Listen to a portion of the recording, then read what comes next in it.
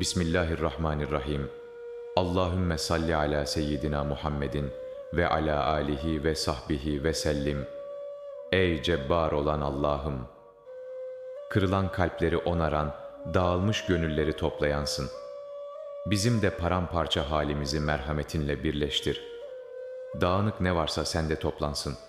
Dağ gibi derdimize sen merhem ol. Mütekebbir sensin, büyüklük sana yaraşır. Biz küçüğüz, aciziz. Kibrimizi al, kalbimize edep ver, haddimizi bilmeden yürütme bizi. Halik olan Rabbim, yoktan var ettin bizi. Bir damla sudan bu canı sen kurdun. Şimdi senden dilerim, kalbimi de sen yeniden yarat. Aşkınla yak. Yarattığın gibi, yaşatmayı da en güzel sen bilirsin. Ya Rabbi, bizi senin razı olacağın amellerle süsle. Razı oldum kulum dediğin sadıkların içine al bizi. Amin.